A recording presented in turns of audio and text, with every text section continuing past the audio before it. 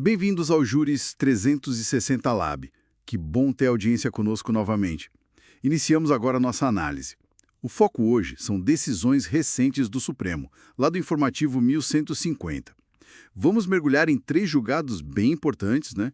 Um acordo sobre medicamentos fora da lista do SUS, o RE 1.366.243, depois acesso a dados cadastrais em investigações, a ADI 4.906, e, para fechar, isonomia em licenças parentais de servidores, a ADI 7.518. A ideia aqui é destrinchar o essencial mesmo.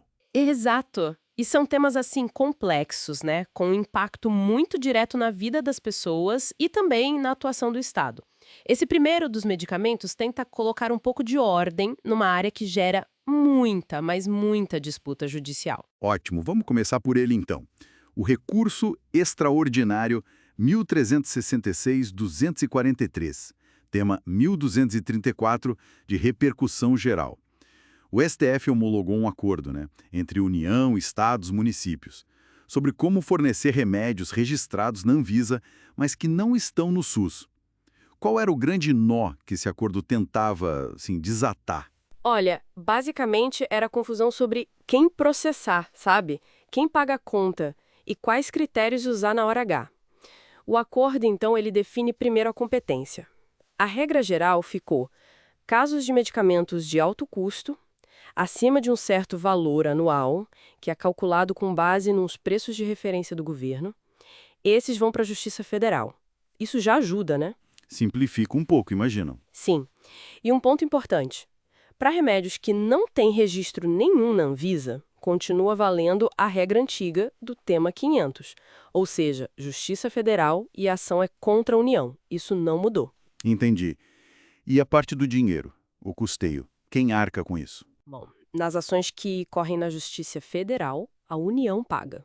Agora, se a ação tramitar na Justiça Estadual, que seria para custos menores, mas ainda assim significativos, ou se tiver uma condenação de mais de um ente, aí a União reembolsa uma parte grande, 65%, do que o Estado ou o DF gastou. Funciona num sistema de fundo a fundo.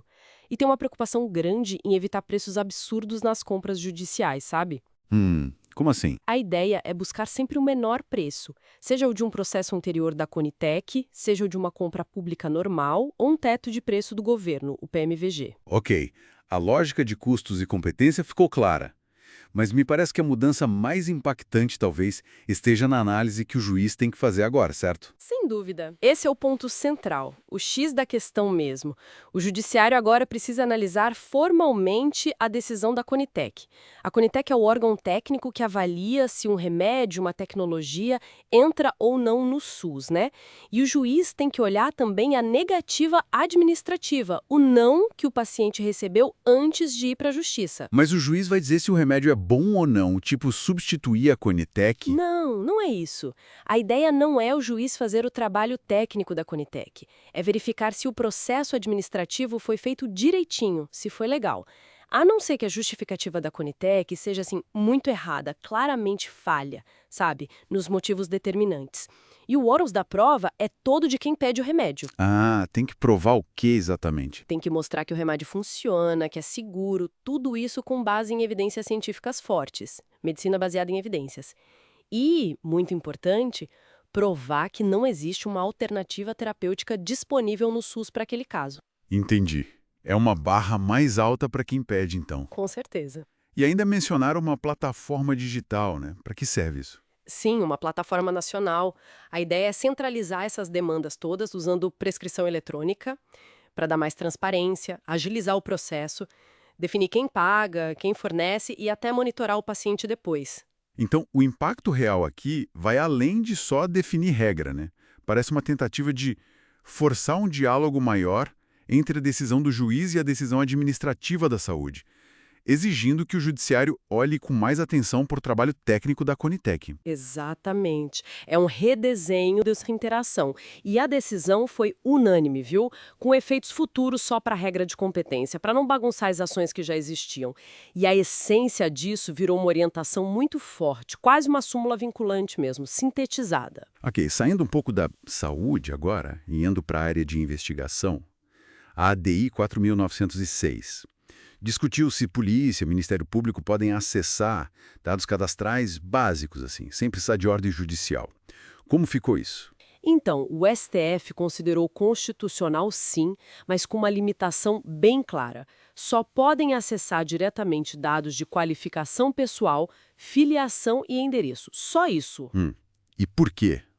Não viola a privacidade? O argumento foi que essas informações são mais objetivas, sabe? Não invadem aquele núcleo duro da intimidade, da privacidade que a Constituição protege mais fortemente. Foi uma ponderação, né, entre a necessidade de eficiência na investigação e o direito à privacidade nesses dados específicos. Uma linha tênue, sempre essa ponderação. E para a gente fechar este bloco, a ADI 7518. Essa foi sobre licenças para servidoras lá no Espírito Santo, com foco em igualdade, né? Adoção, casais homoafetivos. O que decidiram? Olha, o tribunal declarou inconstitucionais umas regras estaduais lá que limitavam a licença adoção a só um dos servidores do casal. Isso viola isonomia, dignidade, proteção à criança, tudo. E o mais importante, talvez, estendeu, por interpretação da Constituição mesmo, a licença maternidade de 180 dias para pais solo, sejam eles biológicos ou adotantes. Pai solo também. Interessante. E servidoras temporárias? Sim, garantiu o direito também para servidoras temporárias ou em cargo comissionado, sem distinção nesse ponto. E para casais do mesmo sexo, como ficou? A decisão foi bem clara. Assegurou à mãe não gestante o direito à licença maternidade, se a companheira não tiver usado o benefício. Ou, se a parceira gestante ou adotante já tiver gozado da licença maior, a outra tem direito a um período igual ao da licença paternidade. Faz todo sentido, buscando a isonomia. Exato. O fundamento é esse: proteção total da criança, igualdade. Tratar filhos biológicos e adotivos da mesma forma. E avançar para um conceito mais amplo de licença parental, né? Superando aquela divisão antiga e rígida entre maternidade e paternidade. O foco é o cuidado com a criança. Perfeito. Então, resumindo o que a gente viu hoje, o STF atuando para organizar o acesso a medicamentos, um tema super sensível no RE 1.366243. Depois, calibrando o acesso a informações e investigações na ADI 4906. E, por fim, reforçando muito a isonomia nos arranjos familiares dos servidores públicos, na ADI 7518. 3 decisões de peso. Exato. E isso tudo, né, nos deixa com uma reflexão interessante. Como esses acordos que são validados na justiça e essas decisões que acabam expandindo direitos fundamentais, como elas estão na prática redesenhando as fronteiras entre os poderes e a própria forma de implementar políticas públicas no Brasil. É algo para a gente continuar pensando, né? Com certeza. Um ótimo ponto para reflexão. Nos veremos no próximo bloco. Olá, chegamos ao nosso último bloco sobre o informativo 1150 do STF. Vamos analisar 3 julgados bem importantes que ficaram faltando. Isso aí. Temos a questão da castração de animais lá em São Paulo, um tema de ineligibilidade de prefeito e execução da pena no júri. Bastante coisa relevante. Exato. A ideia é, assim, tirar o essencial mesmo, entender o que essas decisões significam na prática. Preparado? Sempre. Vamos lá. Bom, começando pela ADI 7704. Foi aquela lei de São Paulo, né? A Lei 17972 de 2024. Ela obrigava canis, gates, a fazerem a castração cirúrgica de filhotes, cães e gatos com só 4 meses. Bem precoce, né? Muito precoce. E assim, o plenário do STF agiu até que rápido. Eles confirmaram uma medida cautelar, que é aquela decisão provisória, urgente, né, para suspender essa parte da lei. Especificamente a obrigatoriedade da cirurgia tão cedo e de forma indiscriminada. E por que eles suspenderam? Quais foram os argumentos? Basicamente 2 pontos principais. Primeiro, o que a gente chama de plausibilidade jurídica. Ou seja, a chance real da lei ser inconstitucional. Argumentaram que obrigar a cirurgia em bichinhos tão novos poderia ser considerado crueldade, sabe? Violando o artigo 225 da Constituição, que protege a fauna. Poderia afetar a saúde deles, a integridade, até a diversidade das raças, ferindo a dignidade animal. Entendi. E o segundo ponto? O segundo foi o perigo da demora. O risco de fazerem um monte de castrações, talvez indevidas, prejudiciais, antes de ter uma decisão final sobre a lei. Além disso, o impacto econômico para quem cria os animais e a falta de um prazo para se adaptar. Isso mexe com a segurança jurídica, né? Faz sentido. E o STF ainda determinou que o governo de São Paulo tem que dar um prazo razoável para o pessoal se adaptar às outras exigências da lei, que não foram suspensas. Certo. Suspenderam mais crítico e pediram calma para o resto. Parece equilibrado. Agora, mudando completamente de assunto. Direito eleitoral. RE 1459224, tema 1304. Esse aqui é interessante. Ah, esse é bem técnico, mas com um impacto grande. Pois é. A lei da ficha limpa, né? A Lei Complementar 6490.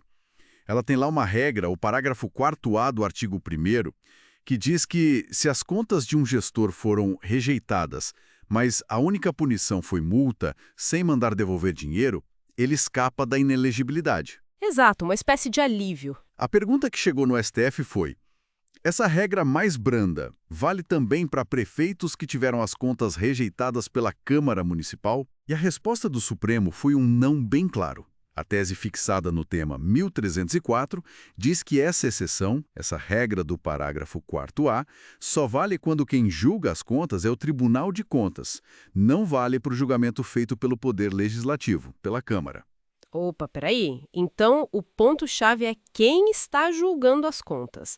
Se é a Câmara ou o Tribunal de Contas. Precisamente, essa é a distinção fundamental que o STF fez. Mas por quê? Qual a lógica por trás disso? Muda tanto assim? Muda. O raciocínio é que o julgamento das contas do chefe do Executivo, prefeito, governador, feito pelo Legislativo, Câmara ou Assembleia, é um julgamento de natureza mais política. O Legislativo aprova ou rejeita. Ponto. Já o Tribunal de Contas, quando analisa as contas de outros gestores, faz um julgamento técnico. E aí sim o TC pode aplicar multas, determinar devolução de dinheiro. Entendi a diferença de natureza do julgamento. Exato. E o STF entendeu que aplicar aquela exceção da multa ao julgamento político feito pela Câmara enfraqueceria a proteção da moralidade administrativa, que está lá no artigo 14 da Constituição. Seria como criar duas categorias de prefeitos, né? Os que têm a sorte de ter só multa do TCE e os que enfrentam o julgamento político da Câmara sem essa brecha. Nossa, que diferença na consequência. O caso concreto era de um ex-prefeito, né? Sim, um ex-prefeito que queria ser deputado estadual e teve o registro negado justamente porque a Câmara tinha rejeitado as contas dele e o STF manteve o indeferimento. Impactante. E para fechar, vamos para o processo penal. RE 1235340, tema 1068. A questão aqui é sobre o tribunal do júri. Se alguém é condenado pelo júri, já pode começar a cumprir a pena na hora, mesmo que ainda caiba recurso? Sim, pode. O STF bateu o martelo nesse tema 1068. A decisão é que a soberania dos veredictos do júri, que é uma garantia da própria Constituição, lá no artigo 5º, autoriza sim a execução imediata da pena. Mesmo que a pena não seja tão alta. Exatamente. Um ponto crucial da decisão é: independe do total da pena aplicada. Seja qual for a pena definida pelo juiz com base na decisão dos jurados, a execução pode ser imediata. Uau! Mas e a presunção de inocência? Aquela história toda das ADCs 43, 44 e 54, que o próprio STF decidiu que, em regra, precisa esperar o trânsito em julgado, o fim de todos os recursos para prender. Como fica isso? Ótima questão. O entendimento do STF é que o Tribunal do Júri é uma exceção constitucional.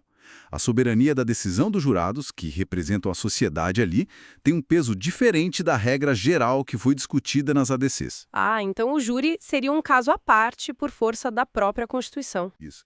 Por isso, o tribunal fez o que chamam de interpretação conforme a Constituição, de um artigo do Código de Processo Penal, o 492, inciso 1, a linha E, que foi alterado pela lei anticrime. E o que significa essa interpretação conforme? Significa que eles leram a lei de um jeito que se ajustasse à Constituição. Na prática, eles afastaram uma exigência que tinha na lei de uma pena mínima de 15 anos para poder ter essa execução imediata. Com a decisão do STF, não precisa mais desse mínimo de 15 anos no caso do júri. Entendi. Os recursos ainda existem, mas não param o início da pena, é isso? Em regra, não. Ainda cabe apelação, por exemplo, se a decisão dos jurados for considerada totalmente contrária às provas do processo. Mas essa apelação normalmente não tem efeito suspensivo, ou seja, não impede que a pessoa comece a cumprir a pena. O STF também disse que condicionar a execução ao tamanho da pena seria tratar casos de júri de forma desigual, violando a isonomia. Realmente dá um peso enorme à decisão dos jurados. Bom, então, para a gente recapitular, o STF barrou, por enquanto, a castração obrigatória muito cedo lá em São Paulo, definiu que prefeito com conta rejeitada pela Câmara não se livra da inelegibilidade só com multa e confirmou que condenação no júri leva à execução imediata da pena por causa da soberania dos vereditos. Que recado geral a gente tira disso tudo? Olha, o que esses 3 casos mostram bem são as tensões que o STF lida o tempo todo, né? Precisa ponderar valores constitucionais que muitas vezes puxam para lados opostos. Na ADI de São Paulo foi a proteção animal de um lado e a segurança jurídica, atividade econômica, do outro. Certo. No caso da ineligibilidade, é a moralidade administrativa, o controle do dinheiro público contra as garantias do gestor, o direito de ser votado, e no caso do júri, é a soberania popular, a decisão dos jurados, batendo de frente com a presunção de inocência e o direito a recorrer. É verdade. São pesos e contrapesos. Exato. A reflexão que fica é essa. Como a corte busca, em cada situação específica, achar um ponto de equilíbrio entre esses princípios que são todos fundamentais.